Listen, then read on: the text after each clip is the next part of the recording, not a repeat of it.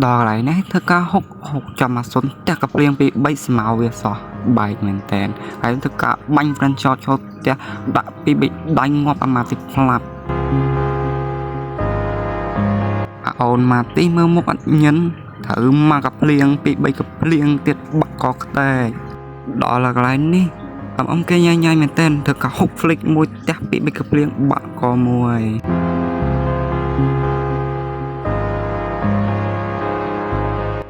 ដល់កន្លែងនេះនឹកពីក្រោយសឡុងស្កើមកដាក់មកកព្រៀងបាក់កបាត់ហើយមើលប៉ុណ្ណឹងបានកែបហ្នឹងគឺចាញ់សែតមែនតែន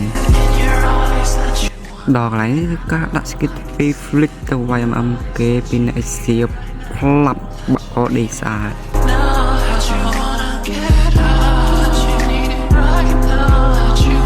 កន្លែងនេះគឺការដកកក្អាត់ទៅ flick ទៅចាប់អាប៉ាគីតូទៅណាសរសើរ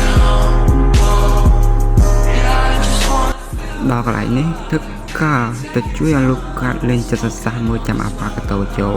ហើយចូលមកបឺជាប់ពីវាយប្រើក្លៀបនឹងងាប់បាក់កពី3ខ្ទេទាំង3ទាំងមីយ៉ាបាក់កខ្ទេទាំងថែង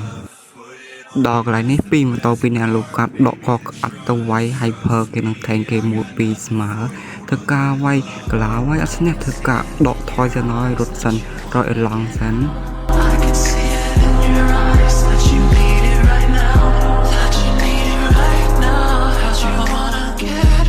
បន្ទាប់ពីធ្វើការដកហើយឃើញគេវាយគ្នាយើងធ្វើការទៅស៊ីប៉ែទៅថែមពីបិដៃពីវិជើងតែស៊ីប៉ែមិនបានសម្រេច